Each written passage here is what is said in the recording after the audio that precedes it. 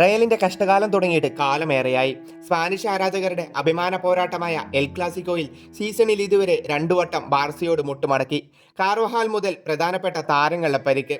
ലാലിഗയിൽ വലൻസിയോട് Santiago ബെർണാബ്യൂവിൽ പരാജയപ്പെട്ട് La Liga ബാർസയ്ക്ക് മുന്നിൽ അടിയറവ് വെക്കേണ്ട അവസ്ഥയിലുമാണ്.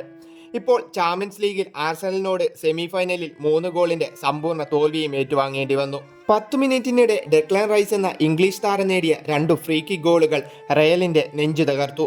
9 വർഷം നീണ്ട പ്രൊഫഷണൽ കരിയർ, 338 മത്സരങ്ങൾ, 64 തവണ ഇംഗ്ലണ്ടിനായി റൈസ് കളിച്ചിട്ടുണ്ട്.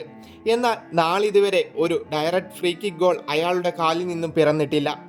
പക്ഷേ ഇന്നലെ ആ ചരിത്രം മാറ്റിക്കുറിച്ചു. മത്സരത്തിന്റെ ആദ്യം മുതലേ ആർസണൽ ആക്രമിച്ചു തുടങ്ങി. പരുക്കുമാറി വന്ന സാക്ക റയൽ മാഡ്രിഡിനെ പലകുറി പരീക്ഷിച്ചു കൊണ്ടിരുന്നു.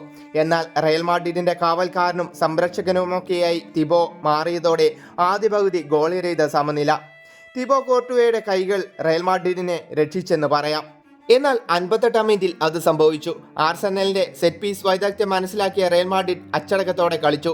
എന്നാൽ 58-ാം മിനിറ്റിൽ റയൽ മാഡ്രിഡിന്റെ ഗോൾ പോസ്റ്റിന്റെ 20 വാര അകലെയിൽ സാക്കയെ അലാബ ഫൗൾ ചെയ്തു വീഴ്ത്തിയതിന് ഫ്രീ കിക്ക് ലഭിക്കുന്നു. ആർസണലിന്റെ സെറ്റ് പീസ് കോച്ച് നിക്കോളാസിന്റെ നിർദ്ദേശപ്രകാരം റൈസ്, വാൽവർദയും റുഡിഗറുമൊക്കെ തീർത്ത മനുഷ്യമതിലിനെയും തകർത്ത് റയൽ മാഡ്രിഡിന്റെ ഗോൾ പോസ്റ്റിലേക്ക് ബോൾ നിക്ഷേപിച്ചു. 12 മിനിറ്റിന് ശേഷം സാക്കയെ റയൽ മാഡ്രിഡ് വീണ്ടും ഫൗൾ ചെയ്തു. ഇത്തവണയും കിക്കെടുത്തത് റൈസ് തന്നെ. കഴിഞ്ഞ ഫ്രീ കിക്കിനെ അപേക്ഷിച്ച് ഈ ഷോട്ടിന് പവർ കൂടുതലുണ്ടായിരുന്നു. ബോൾ ഒരിക്കൽ കൂടി കോർട്ടുവയെ പരാജയപ്പെടുത്തി. 5 മിനിറ്റിനുപുറം മെരീനോ റയൽ മാഡ്രിഡിന്റെ ചങ്ക് വീണ്ടും തുളച്ചു. പീരങ്കിപ്പട വീണ്ടും ശബ്ദിച്ചു. ആർട്ടേറ്റയുടെ കുട്ടികൾ എമിറേറ്റ്സ് സ്റ്റേഡിയത്തിൽ റയൽ മാഡ്രിഡിനെ നിലം പരിശാക്കി കളഞ്ഞു. പക്ഷേ ചാമ്പ്യൻസ് ലീഗിൽ അത്ഭുതങ്ങൾ സൃഷ്ടിച്ച റയൽ മാഡ്രിഡിനെ എഴുതിത്തള്ളുക സാധ്യമല്ല. ആദ്യം കരഞ്ഞ ആദ്യപാദത്തിന് ശേഷം അത്ഭുതങ്ങൾ തീർത്ത എത്രയോ രാത്രികൾ. പക്ഷേ റയൽ മാഡ്രിഡിന് ഇപ്പോൾ സമയം ശരിയല്ല.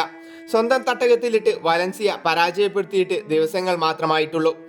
കോച്ച് ആൻസലോട്ടിയും വിനീഷ്യസും റോഡ്രിഗോയും അസൻസിയോയുമെല്ലാം ഒരുപോലെ പറയുന്നത് റയൽ മാഡ്രിഡ് തിരിച്ചു വരുമെന്നാണ്. എന്നാൽ ഈ റയൽ മാഡ്രിഡിന് എന്ത് സാധിക്കുമെന്ന് ഏപ്രിൽ 17-ന് കണ്ടു തന്നെ അറിയണം.